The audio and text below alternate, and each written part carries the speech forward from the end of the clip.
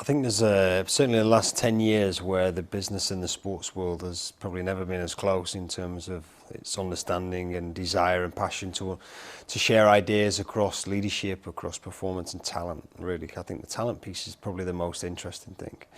If you think about the most successful businesses, sure, they're based around products and that, but they're also based around people. If you think about the top sports organizations, they've got pieces of real estate, from stadiums, from training facilities. But what makes a great sporting team across any team across the world is having great talent. And I think what sport has been able to focus on is how do you then create a performance environment around that talent, and how do you then put leadership principles into it. So for example, if you think about most of the major sports, like soccer in Europe, if you think about the NFL, the NBA, some of them are spending something between 70 and 80% of their total revenue on a population that's 3 to 5% of the total workforce. So when you understand that your business is skewed on the human capital side towards talent, then it really starts you to ask questions about what is our performance culture, what is our model of how we're going to get the most out of people, and then how do we have to train and develop people to lead that talent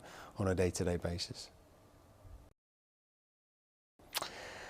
Well, it's been a privilege in my nearly 2 decades of working at the highest level of sport. I've had some phenomenal coaches from Jose Mourinho, Carlo Ancelotti, Rafa Benitez, Sam Allardyce, Phil Scolari, who won the World Cup with Brazil. So I think the commonality of all of these guys is they've got incredible technical ability. So they know their industry, they know their sport inside and out. But that's not the differentiator. There's a lot of great talent out there, great coaches.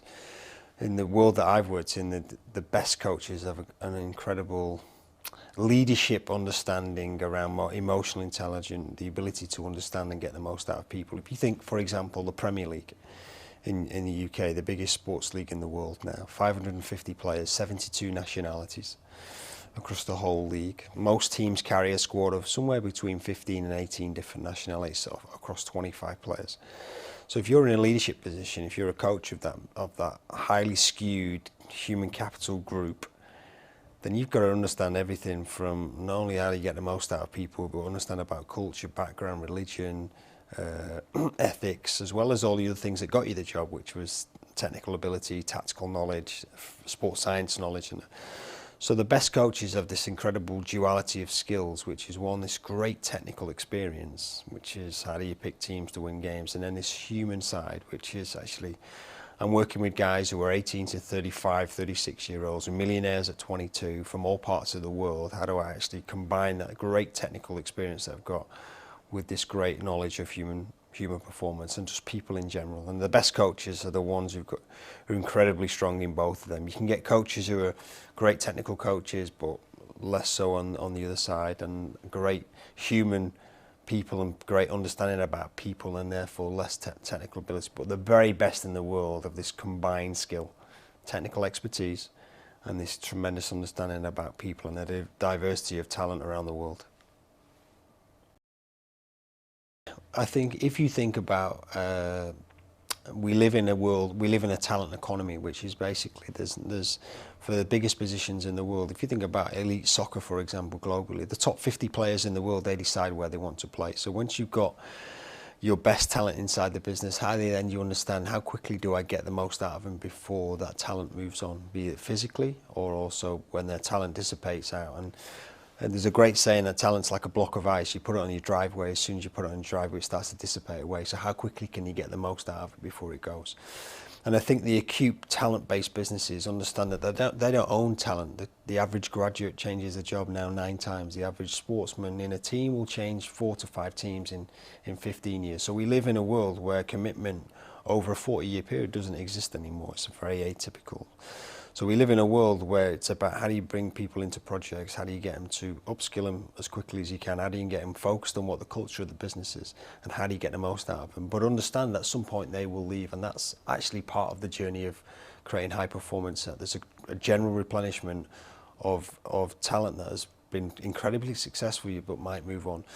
So I think the lesson or the ideas from business into sport and sport into business is understanding that talent is a premium. But once it's inside your business, how quickly can you upskill it and get it ready to perform at the highest level? But understand at some point you will move it on. So what is your succession plan? How are you going to find tomorrow's talent? And then we go into world of recruitment, replenishment, development, and exit of talent. I think if you go to any major sports team and therefore extend the idea into any boardroom around the world, I think there's common traits that go across all high performing teams. And when I think about constructing teams, and I've been involved in £500 million worth of transfers over my time in football alone, you're going out into a market to recruit talent, but that's only the first start of it. When you're building high performance teams, it's then what are the qualities that you're looking for, then how do you bring them together? And I always think in building high performance teams, there's probably 5 core principles or personality traits that you're looking for. You're looking for people that you can trust. When you go to war, in certainly sport at the highest level, is a very, very physical, emotionally and mentally demanding space. Can you trust people? Have you got energy as an individual? Okay, do you bring energy to the situation? Can you energize others? So can you create positive energize to keep the game moving in a certain way?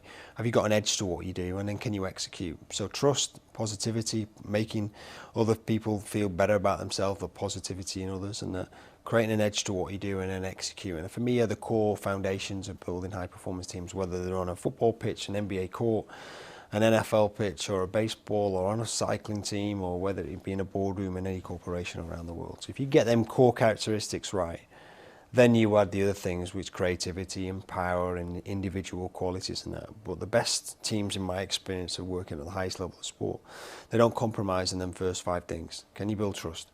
Can you energize other people? Can you energize yourself? Have you got an edge to what you do? Can you win in certain ways? Can you win ugly when it matters? And can you execute? Because there's great talent out there that can do all of them things, but in the big moments doesn't execute.